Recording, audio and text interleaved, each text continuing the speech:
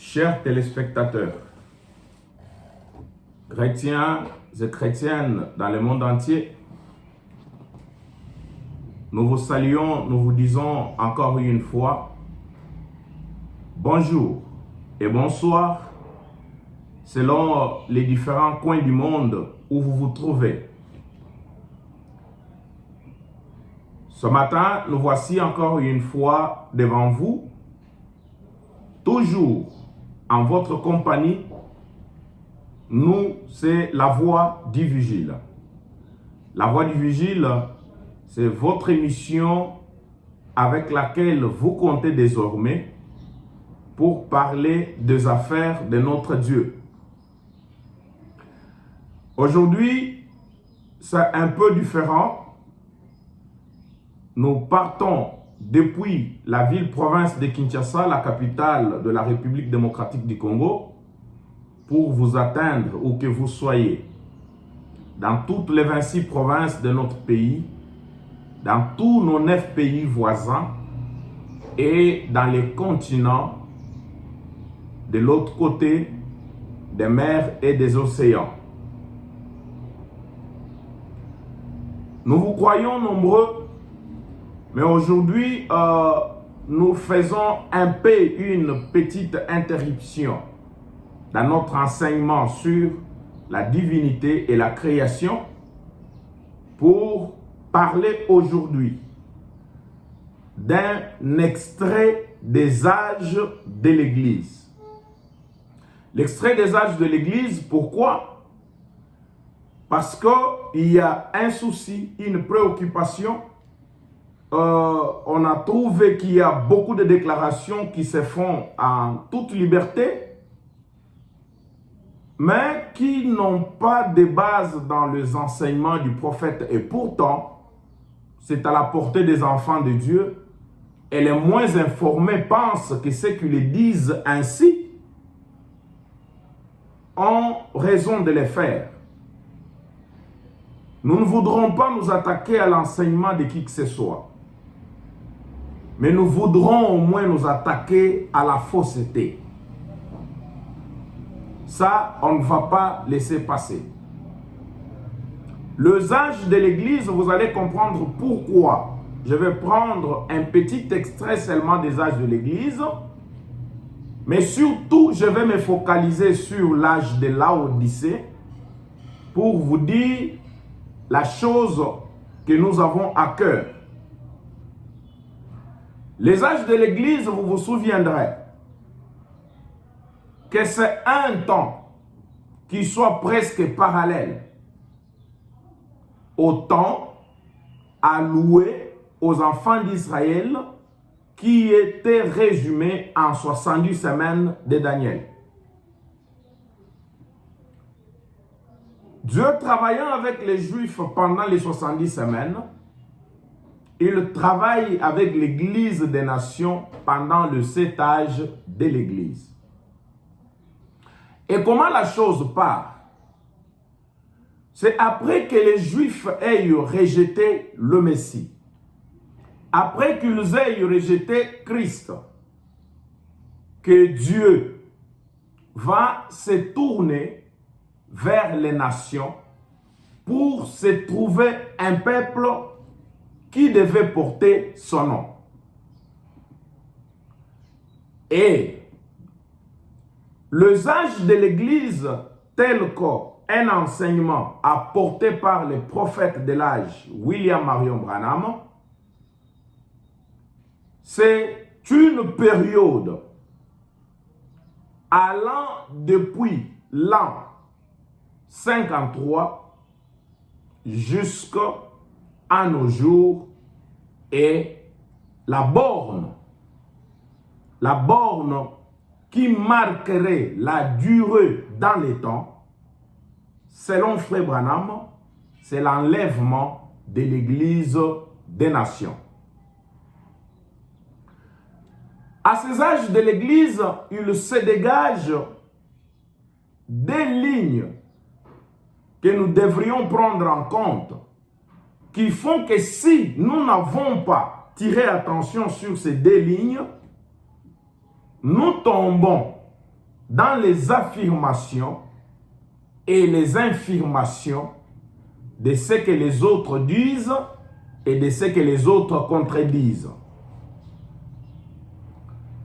D'abord, ces âges, en tant que période, j'insiste bien, en tant que période, portion du temps, lotie pour l'Église des nations, partent depuis l'an 53 et la borne dans les temps, selon les enseignements de Frère Branham, est posée à l'enlèvement de l'Église.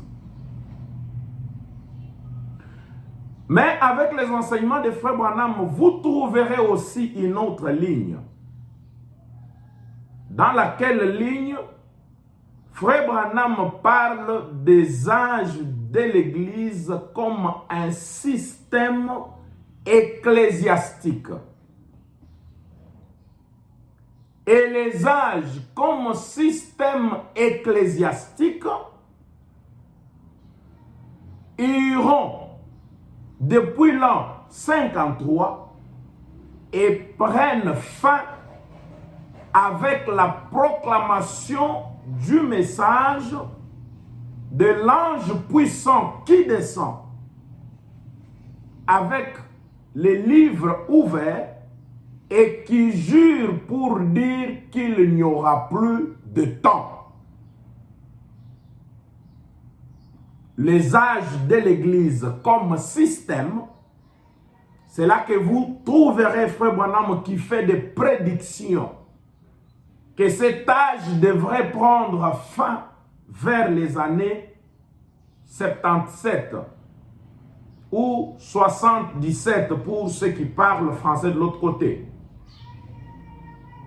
Je dis bien des lignes de pensée, les âges en tant que période comparativement à la période juive des 70 semaines de Daniel, les 7 âges de l'Église comme espace de temps loti à l'Église des nations partent depuis l'an 53 avec la venue de Paul, la fondation de l'Église d'Éphèse, et ont pour borne dans les temps, j'insiste bien, ont pour borne dans les temps l'enlèvement de l'Église des nations. Et à cette fin, marquée par l'enlèvement de l'Église des nations, aucune autre activité dans les paniers de Dieu, dans les greniers de Dieu, ne reste pour l'Église des nations parce que cette dernière serait recueillie auprès de lui.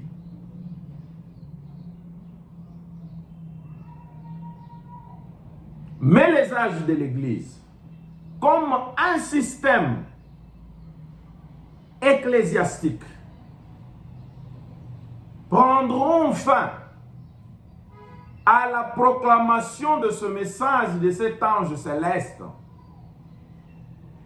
Mais l'Église continuera de plus belle. C'est là qu'il y a un peu de problème dans ce que nous disons. Tantôt les âges sont terminés, tantôt les âges continuent. Et il y a un faux fouillant de gens qui ne comprennent pas peut-être ce que les deux lignes de pensée concernant les âges de l'Église, qui croient que l'âge de l'épouse serait une autre période du temps annexée à l'âge de la Odyssée. Non. Ce n'est pas ça. Pour ce qui est de la portion du temps, la Odyssée reste le dernier espace du temps par lequel Dieu travaille avec l'Église des nations et a pour borne l'enlèvement de cette Église ou la disparition totale de celle-ci sur la terre.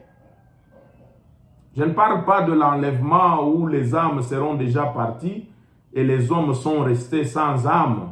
ils ne comprennent pas parfois ce qu'ils disent. Hein, quand vous dites que les âmes sont parties, que vous êtes restés sans âme, vous tombez dans la hiérarchie de l'animalité. Arrêtons un peu de faire trop de farces. Revenons sur la parole et disons les choses telles quelles. Et surtout, soyons conséquents de ce que nous disons. L'Église est tombée totalement dans l'amnésie, que parfois, ça donne des larmes. Alors qu'on est là en train de suivre un certain bon monsieur courageux de nature. Il est là devant les gens en train de faire des déclarations à l'air libre. Et le comble est que l'auditoire se réjouit. L'auditoire soulève des chaises. L'auditoire lui donne des qualificatifs d'un super enseignant, notre pauvre monsieur. D'accord. Il n'y a pas de problème. Mais là, n'est pas mon problème. Je voulais juste ajuster comme ça pour faire parler de cet extrait des âges de l'Église dont je voulais parler. C'est comme je le disais, beaucoup de gens pensent que les âges de l'Église partent depuis la Pentecôte. Non. Les âges de l'Église ne partent pas depuis la Pentecôte. La période allant de la Pentecôte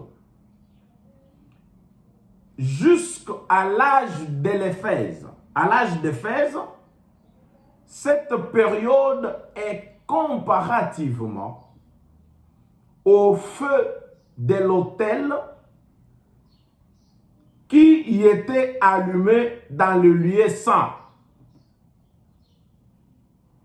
Et les âges de l'Église, selon l'enseignement de Frère Branham, sont les 7 lampes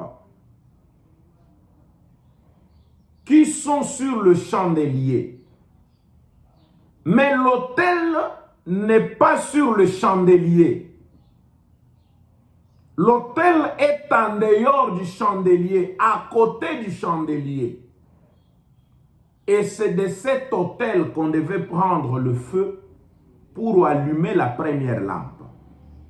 La première lampe est allumée par le feu de l'autel. Et partant de la première lampe, on allume la deuxième.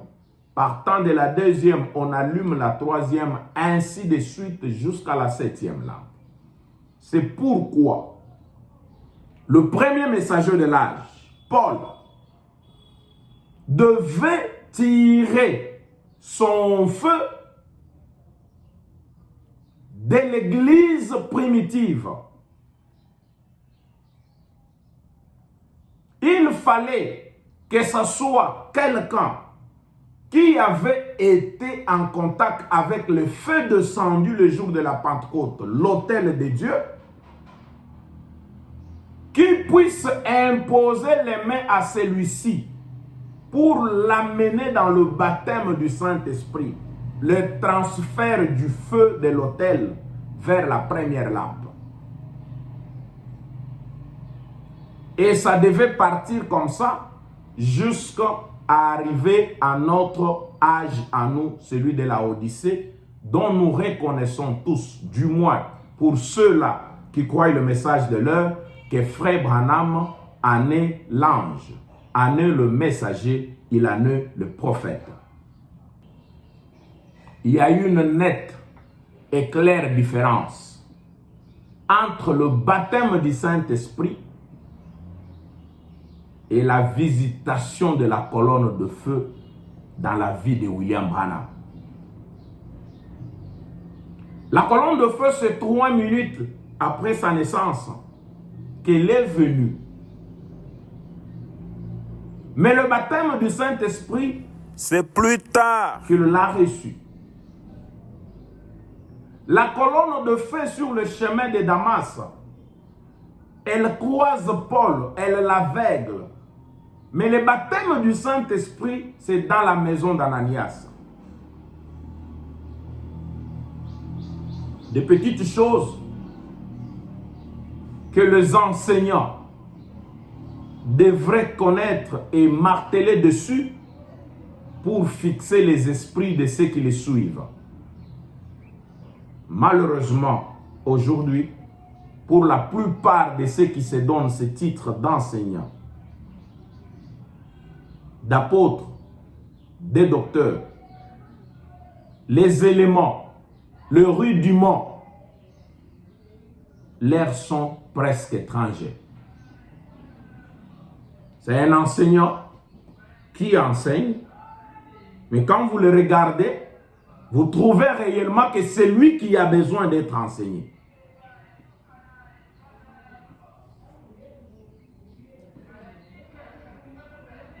Je veux prendre, il y a un élément que je veux que les gens comprennent, c'est l'échevauchement des âges de l'Église. L'échevauchement des âges de l'Église, qui tend d'un âge à un autre, il y a un temps d'échevauchement. Un temps où les deux lumières s'entremêlent. Un temps qui est une zone presque neutre où le salut s'effectue et par la lumière passée et par la nouvelle lumière, les deux travaillant simultanément, mais l'une allant diminuant et l'autre allant grandissant. Ça va créer une période de deux lumières entremêlées et qui va faire que pendant ce moment, les gens qui avaient cru à la lumière passée continuent à accéder au salut grâce à cette lumière passée. Et ils finiront par voir la nouvelle lumière et continuer. Et les autres, pendant le même moment, reçoivent leur salut par la sanction de cette nouvelle lumière ou de ce nouveau message. C'est un temps que Frère Branham appelle un temps de chevauchement. Ça se chevauche. Ça ne se coupe pas d'une manière trop précise. Je lis Frère Branham pour que ça soit plus clair selon ses termes à lui. Je vais parler, je prends dans l'âge de l'église de Laodicée. Frère Branham dit ceci. Là, c'est la prédication, l'âge de l'église de Laodicée, paragraphe 59. Je lis. L'ange de cette église de Laodicée, pour terminer cet âge-là, eh bien, il viendra à la fin de l'âge, comme tous les autres dans la Bible. Il viendra à la fin de l'âge, pas à son début, à sa fin, parce que l'ange vient toujours pour réprimander les gens pour ce qu'ils ont fait. Écrit ces choses à l'ange de l'église de Laodicée. Un autre point, le messager vient toujours à la fin de l'âge. Et ça encore, ça a été mal administré. Les gens ont pensé que le messager vient à la fin de l'âge de l'église, il vient à la fin de son âge à lui. C'est faux. Il vient plutôt à la fin de l'âge précédent. S'il faut parler d'un cas tellement spécifique, William Branham est venu à la fin de l'âge pentecôtiste, à la fin de l'âge wesleyen. Il vient, il réprimande les wesleyens d'avoir abandonné la lumière de leur temps, la parole de Dieu. Il le rappelle toujours au retour à la lumière, mais comme un âge tombé ne peut plus jamais se relever, il ouvre un autre âge qui est le sien Et les gens qui ont reçu ces réprimandes, ou cette réprimande, doivent quitter cet âge pour suivre le messager en dehors de l'âge, dont le matin d'un âge nouveau. Pas que le messager vient à la fin de l'âge, cela veut dire qu'il est venu à la fin de son âge. Ça sera vraiment absurde. Paragraphe 60. Voyez, écrit ces choses à l'ange de l'église de Smyrne. Voyez, chacun d'eux est adressé à l'ange à la fin de l'âge. Paul était à la fin de l'âge, et ainsi de suite à la fin de l'âge. Le chevauchement à la fin de l'âge, c'est ce qui fait qu'il y a chevauchement. Il vient à la fin de l'âge. Lui qui apporte la nouvelle lumière, il vient à la fin de l'âge précédent, et Frère Branham dit, voilà ce qui apporte les chevauchements. Parce qu'il a une nouvelle lumière, un nouveau message qu'il apporte, mais il naît dans la lumière précédente et commence son message pour apporter ses chevauchements vers l'âge nouveau. C'est pourquoi Christ lui-même devrait naître selon la loi de Moïse et être élevé selon cette loi, être circoncis selon cette loi pour ainsi apporter la nouvelle alliance. Le temps des chevauchements.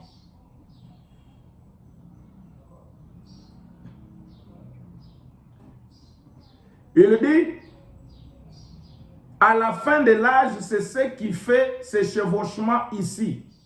À l'ange, à la fin de cet âge-là, voyez, ça commence ici et ça se chevauche comme le marche d'un escalier qui monte les âges de l'Église.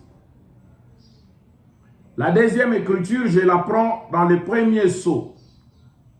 Je vais prendre le paragraphe 73 et 74. Nous avons vu, en étudiant l'écriture, que le messager de l'âge arrive chaque fois juste à la fin de l'âge. Nous avons vu qu'Irénée est venu à la fin de l'âge, Martin à la fin de l'âge, Luther à la fin de l'âge catholique. Je crois que ça commence à devenir clair. Luther est venu à la fin de l'âge, pas à la fin de son âge à lui, à la fin de l'âge catholique. Il vient, il commence son message dans l'âge catholique, il crée un chevauchement entre les deux lumières et il passe de l'autre côté.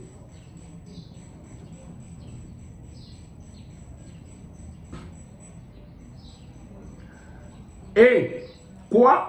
Wesley à la fin de l'âge luthérien et la Pentecôte à la fin de l'âge de la sanctification pour le baptême du Saint-Esprit. 74. À la fin de l'âge pentecôtiste, nous devons recevoir selon la parole et que Dieu m'aide ce soir à vous le montrer ici, que nous devons recevoir un messager qui va prendre tous ces points restés en suspense là-bas et les révéler tous les secrets de Dieu pour que l'Église soit enlevée. Pourquoi les points devraient être révélés? C'est pour que l'Église soit enlevée. Je continue. Toujours avec cette même idée où le messager devrait venir à la fin de l'âge, ça continue à faire les chevauchements. Je suis dans la prédication, le messager du soir, prêché le 16 janvier 63. Je vous prends depuis le paragraphe 79 et je lis. Chaque messager a eu son message. Le message est le messager de l'âge. Et il est très remarquable que chaque messager, nous avons même vu dans les âges de l'Église. Et ce soir, nous allons retourner dans l'Ancien Testament pour voir que c'est la même chose. Que Dieu envoie le messager d'un âge donné à la fin de la période. Toujours à la fin, jamais au début. À la fin, paragraphe 80. Donc, quand l'âge de Luther était à son déclin, Wesley est arrivé. Et quand la sanctification de Wesley était à son déclin, la Pentecôte est arrivée. Voyez, c'est toujours le messager qui ouvre le nouveau message à la fin du précédent. Cela s'est passé dans chaque âge. Nous savons que c'est la vérité. Paragraphe 81. Cela s'est répété chaque fois d'un bout à l'autre de la Bible. Nous voyons ça dans les Écritures sacrées d'un bout à l'autre, que juste vers la fin de l'âge précédent arrive le nouveau. Cet âge disparaît et un nouvel âge arrive. Dieu envoie le messager. Et comme toujours, chaque fois qu'un messager arrive, c'est toujours un appel à revenir à la parole. Ça ne faillit jamais. Souvenez-vous, c'est la révélation complète de Jésus-Christ. Rien ne peut y être ajouté ni en être retranché. C'est la révélation complète de Jésus-Christ. Et voici les seuls moyens pour nous d'en être sûrs. Si quelque chose de contraire à cette révélation s'élève parmi vous, alors c'est faux. Voyez, revenir à toute allure à la parole. Et il y a toujours un appel à revenir. Luther arrive au déclin de l'âge catholique et les autres messagers arrivent chaque fois au déclin de l'âge précédent. C'est ça le message de Frère Branham. C'est comme ça que lui enseigne. Ce n'est pas à la fin de son âge. Ce n'est pas que William Branham est venu à la fin de l'âge de la Odyssée. Non. Il devrait venir à la fin de l'âge pentecôtiste, selon l'enseignement qu'il est en train de dire ici. Et il vous dit que c'est chaque fois comme ça dans les Écritures et ça ne faillit jamais. Je vais prendre une autre écriture. Je suis dans l'âge de Philadelphie, dans le 7 âge de l'Église, prêché par William Marion Branham. Qu'est-ce qu'il dit encore? Dans l'âge de Philadelphie, ici c'est dans l'âge de Philadelphie, la prédication, paragraphe 41. Frère Branham dit ceci. Eh bien, j'ai attiré votre attention sur le fait que ces âges se chevauchent. Maintenant, vous verrez ici, si vous observez la façon dont il a introduit l'âge méthodiste fait un chevauchement et se prolonge dans l'âge de Philadelphie, de la Odyssée, l'âge pentecôtiste. Alors demain soir, le messager de la Pentecôte entrera en scène pour le réprimander d'avoir rétrogradé. Tout comme dans cet âge, on les a réprimandés d'avoir rétrogradé ici à Sardes, dans l'âge luthérien, un chevauchement, l'âge de l'église de Philadelphie. De manière à comprendre tout cela, là je suis dans la prédication et dans le livre exposé des âges. Frère Branham dit, de manière à comprendre toute la richesse du sens contenu dans ces mots, voici j'ai mis devant toi une porte ouverte que personne ne peut fermer. Nous devons maintenant rappeler que chaque âge passe progressivement dans le suivant. Chaque âge passe progressivement dans le suivant. C'est ça le socle de ce petit entretien que je vais faire avec vous. C'est de voir que chaque âge passe progressivement dans le suivant. Ce qui veut dire que l'âge pentecôtiste passe progressivement dans l'âge de la Odyssée. L'âge wesleyen passe progressivement dans cet âge de la Odyssée.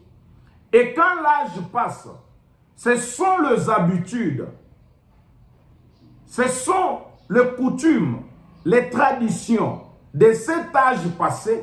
Déjà vers sa fin, l'âge est vraiment digne de recevoir des blâmes parce qu'ils se seront déjà éloignés de la parole.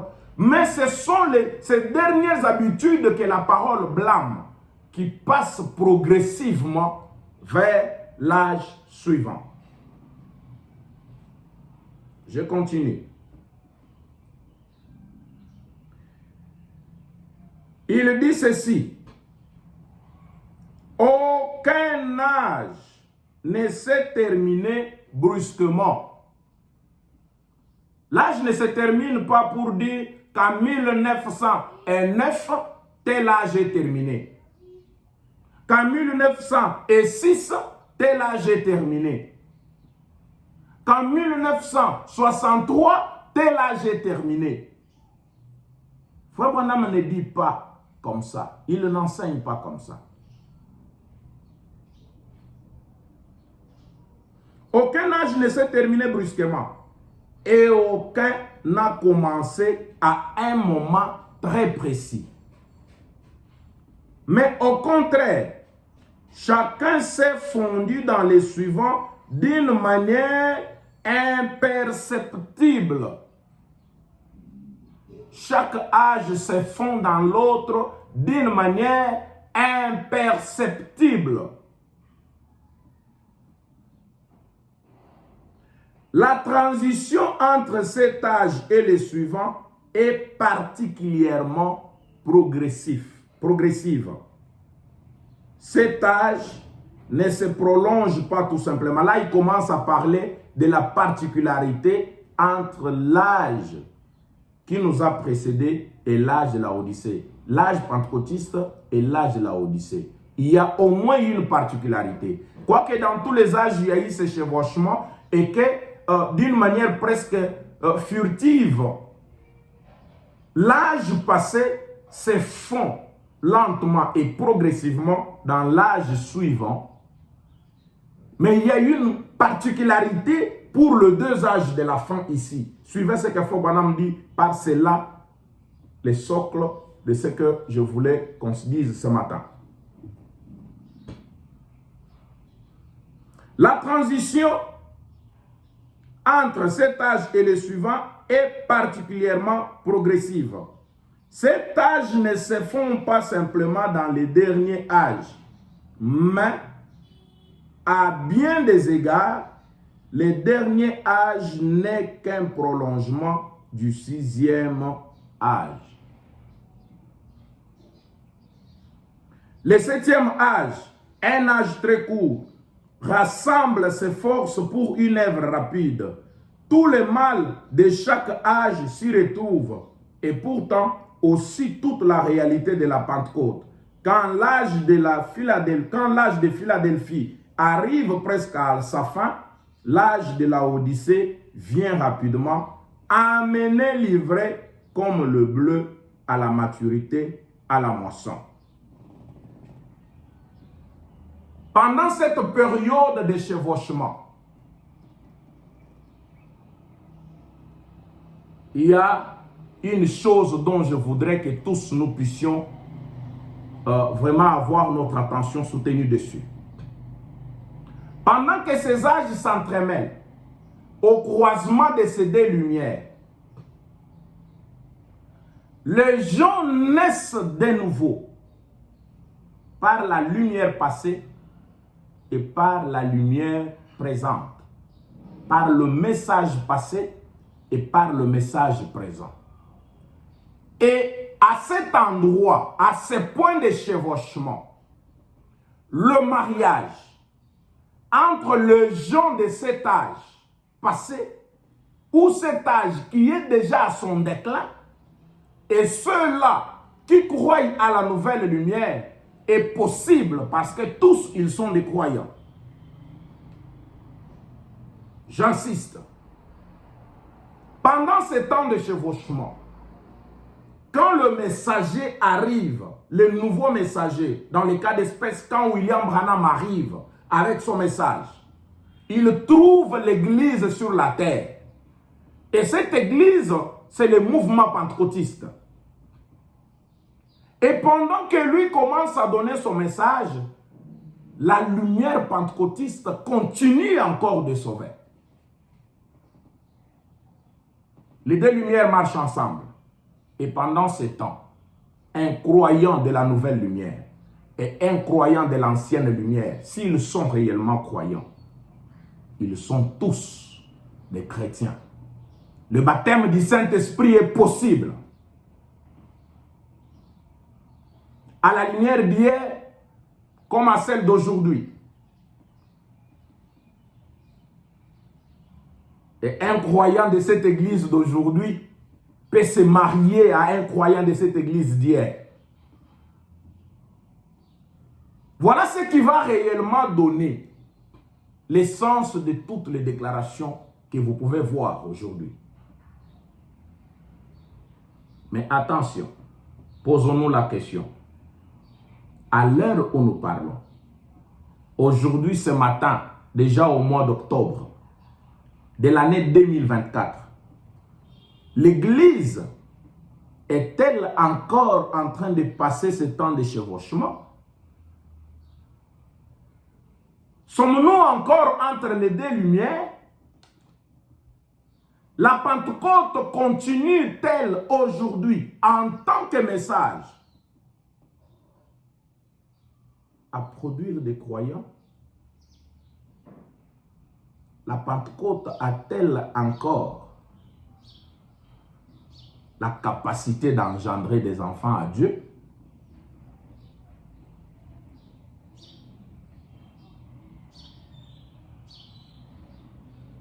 Je voulais juste qu'on réfléchisse. Parce que on vient de fêter les 50 ans depuis que le message est arrivé dans notre pays, la RD Congo. Je salue les saints de la Moisson Tabernacle qui ont organisé cette fête jubilaire, si le mot existerait en français, pour commémorer les 50 années depuis que la lumière a frappé la RDC.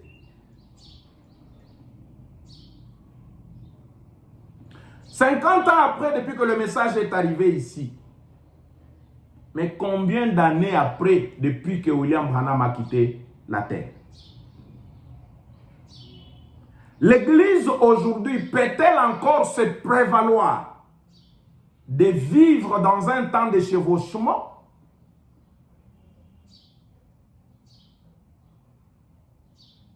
Ou nous pouvons encore croire que l'Écriture qui a dit qu'un prédicateur pentecôtiste a reçu le baptême du Saint-Esprit, qu'un croyant pentecôtiste est baptisé du Saint-Esprit, cela est-elle valable aujourd'hui? Je veux juste que nous puissions y réfléchir.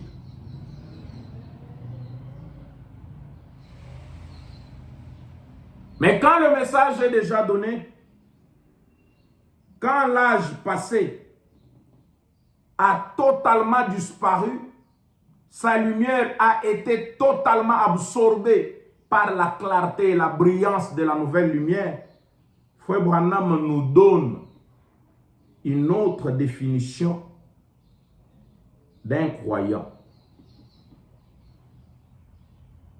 Si je vais retrouver ça,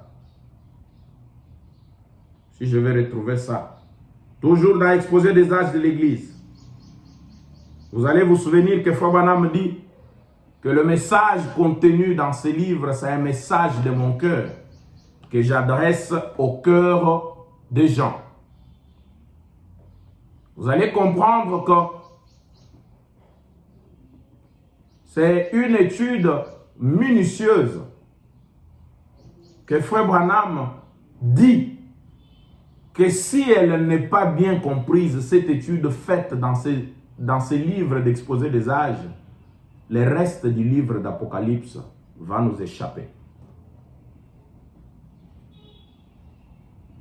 Et si le reste du message de l'Apocalypse va nous échapper, comment dites-vous qu'Apocalypse 10, 1, 7, cet ange puissant est descendu avec les livres et vous l'avez reçu?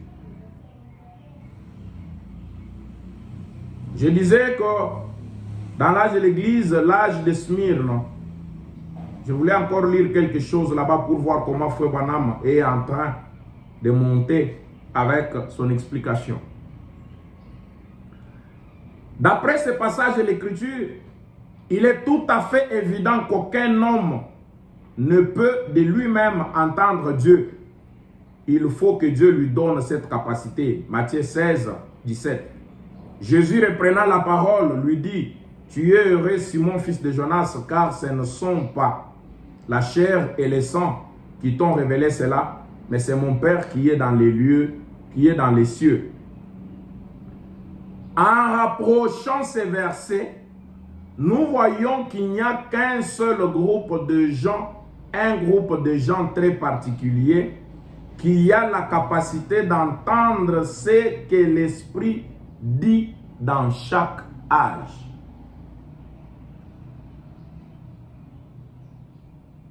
Ce groupe est de Dieu, car le groupe de ceux qui ne peuvent pas entendre n'est pas de Dieu. Jean 8, 42 à 44. Le groupe de ceux qui peuvent entendre et qui entendent ce que l'Esprit dit et qui en reçoivent la révélation est le groupe qui est décrit dans 1 Corinthiens 2, 6 à 16. Ce sont eux qui ont l'Esprit de Dieu. Les groupes de ceux-là qui ont la capacité d'entendre Dieu. C'est le groupe que Frère Branham qualifie de ceux de Dieu. Mais ceux qui n'ont pas cette capacité,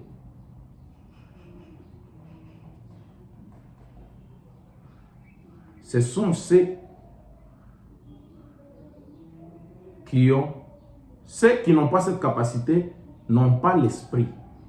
Parce qu'il dit que ce sont ceux qui ont l'Esprit de Dieu, le groupe de ceux-là qui ont la capacité d'entendre Dieu parler. Frère Branham, mais c'est alors, c'est quel groupe? Toujours dans l'âge de Smyrne, je continue. Les 7 âges de l'Église tels qu'ils sont exposés dans Apocalypse chapitre 2 et 3 incluent toute la durée de la plénitude des nations, c'est-à-dire toute la période pendant laquelle Dieu traite avec les nations pour le salut. Dans chacun des âges, sans exception, la même chose est dite au début et à la fin du message à chaque âge. Écrit aux messagers d'Éphèse, d'Esmyrne, de Pergame, de Thyatire, de Sardes, de Philadelphie, de Laodicée. Voici ce que dit celui, etc. Que celui au singulier qui a des oreilles entende ce que l'Esprit dit aux églises. Remarquez ici, dans chaque âge, Jésus par l'Esprit ne s'adresse qu'à une seule personne en ce qui concerne la parole pour cet âge-là.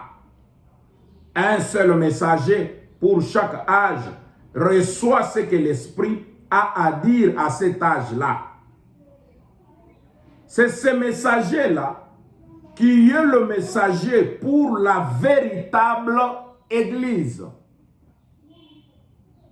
Il parle de la part de Dieu par révélation aux églises, à la vraie et à la fausse. Le message est alors diffusé à tous. Mais bien qu'il soit diffusé à tous, ceux qui sont atteints par le message, ce message n'est reçu individuellement que par un groupe particulier. D'une certaine façon, chaque individu de ce groupe est quelqu'un qui a la capacité d'entendre ce que l'Esprit dit au moyen du messager. Là, les verrous sont serrés. Quand le messager a déjà donné son message, nous passons le temps de chevauchement où on peut appeler croyants ceux de la lumière d'hier et ceux de la lumière d'aujourd'hui. Nous entrons dans une autre phase, une vitesse tellement singulière qui va faire que la définition du croyant ici, quand le message a déjà frappé tous les groupes et la fausse vigne, la fausse église et la bonne église, ce n'est pas une église du nom de Joseph Tabernacle. Ce n'est pas une église du nom d'Adam Tabernacle. Ce n'est pas une église du nom de Kingandi Tabernacle. Non. Il dit, les individus de cette église, le gens de cette église, croient que le message est venu frapper tout le monde, mais il passe par un appel sélectif, individuel. Ils sont pris individuellement. Et comment on reconnaît ces gens? Ces gens sont composés par les groupes de ceux qui ont la capacité d'entendre l'Esprit parler directement de la part du messager. Peut-on dire aujourd'hui que les églises de réveil sont ces groupes-là qui auraient reçu la capacité d'entendre Dieu parler, l'Esprit parler dans la bouche du messager? Si oui, le mariage avec eux est possible en tant que chrétien. Sinon, posez-vous vous-même la question, pourquoi nous commençons ainsi à libéraliser ce secteur?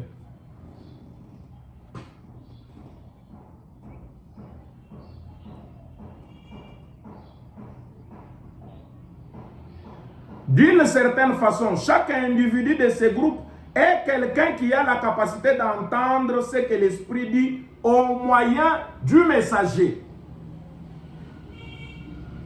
Ceux qui entendent ne reçoivent pas leur propre révélation particulière. Pas plus qu'un groupe ne reçoit sa révélation collective. Mais chaque personne entend et reçoit ce que le messager a déjà dit. D'accord? On aura beau se défier quand on est derrière la chair. On aura beau évoquer le cas de ce prédicateur pentecôtiste qui a reçu le baptême du Saint-Esprit, dont Frère Branham lui-même produit les témoignages. On aura beau évoquer le cas de mariage des enfants de Frère Branham. On aura beau évoquer le cas du mariage de William Branham lui-même. Mais est-ce que avons-nous vu les chevauchements? C'est une question. C'est une réflexion. Et après, tirez les conclusions et avançons.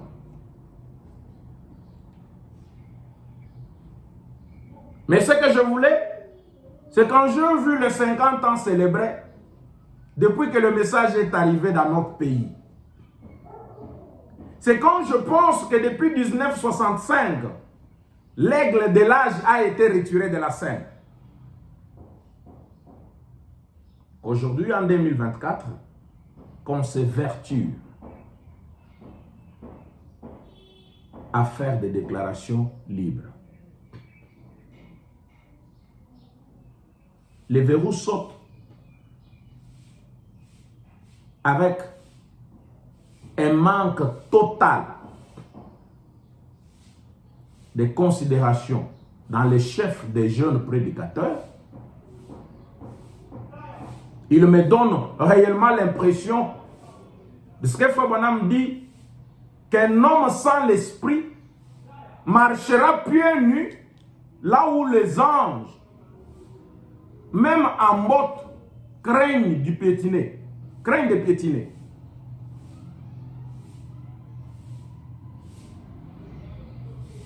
Mes très chers jeunes prédicateurs, mes très chers jeunes docteurs et enseignants de la parole,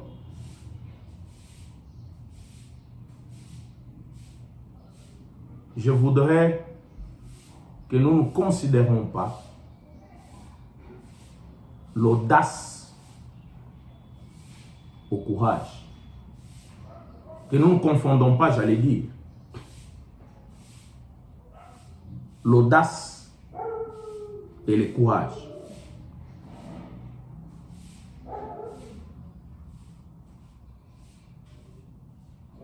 On pense qu'on a peur de dire certaines choses parce qu'on craint, on n'a pas le courage.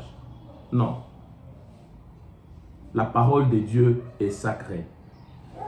L'auditoire que Dieu a placé sous votre surveillance est sacré. Même s'il n'y a que 2 âmes, mais si l'une de ces 2 âmes est un fils ou une fille de Dieu, vous devez chaque fois considérer ce que vous dites et ce que vous faites devant eux. William Branham dit, j'ai toujours cette crainte-là, de ne pas dire quelque chose qui amènerait quelqu'un dans l'erreur. Parce que je sais qu'étant prédicateur, les gens s'accrochent à nos paroles comme question de vie ou de mort. Et je n'aimerais pas que quelqu'un se soit accroché à une parole que j'ai dite, se retrouve en difficulté avec Dieu parce qu'il m'avait fait confiance. Qu'est-ce que nous recherchons après tout? La sanction qui est démontrée par l'applaudimètre. Oui, elle est bien. Ça fait du bien, ça.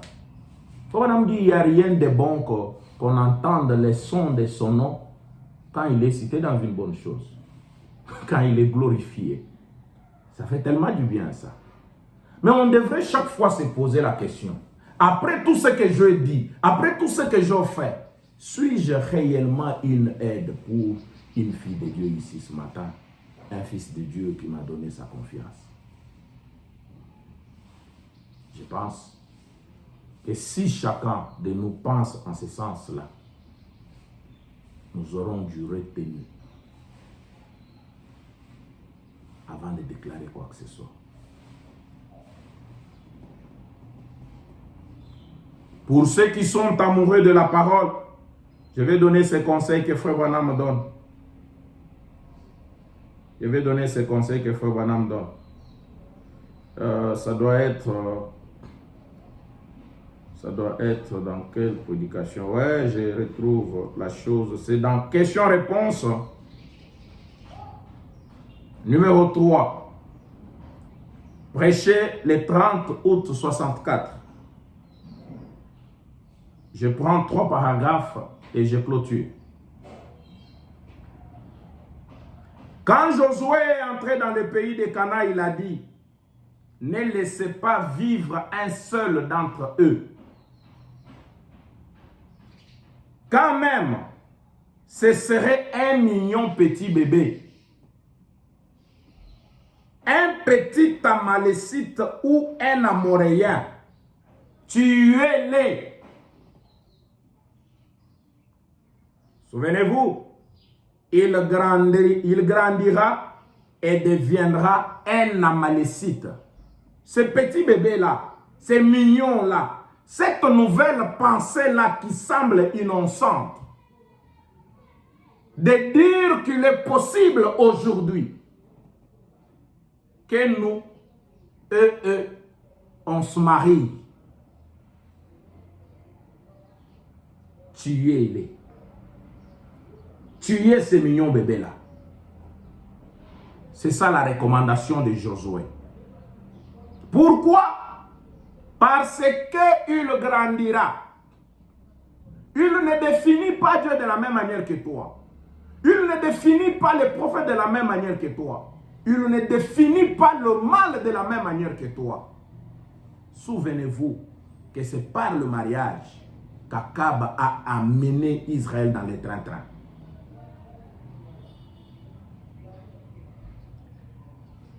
Il dit tuez-les car il deviendra un Amalécite.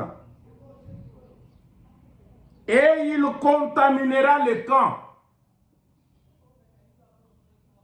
Et quand ces petits-là reviennent comme ça, ils sont en désaccord avec la parole. Allez-y prendre cette fille-là. Venez avec elle. Tu l'avais vue. Elle est mignonne, ça c'est vrai. Elle est gentille, ça c'est vrai.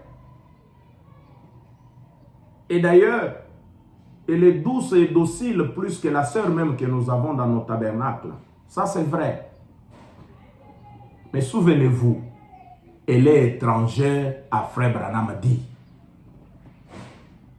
Souvenez-vous que ce gars-là est étranger à ce son qui est un son qui fait notre joie. Elle contaminera les camps. Et s'il ne t'a pas contaminé, toi, le frère ou la sœur, il contaminera les enfants. Le camp sera contaminé. Et demain, et le lendemain, vous aurez élevé l'ennemi de votre propre maison.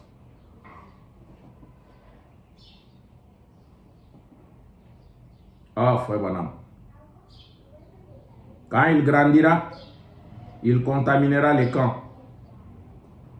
Je suis là, je suis en train de chercher là où je lisais. Quand ces petits viennent, ils sont en désaccord avec la parole. Et ils sont en désaccord avec la parole de Dieu. Débarrassez-vous-en. Peu m'importe quelle dénomination il fait partie. Vous dites, mais ils sont bons. Peu m'importe la bonté de ces gens. S'ils sont contraires à cette parole, faites sortir ça du milieu de vous. Les amoureux de la voie du vigile. Faites sortir ça du milieu de vous. Je ne vous demande pas de quitter vos églises. Soyez là où vous êtes. Mais au moins faites sortir ça du milieu de vous. Vous qui suivez la voie du vigile. Ça c'est la cathédrale dans plein air. C'est les palmiers tabernacles. Dieu lui-même est le pasteur.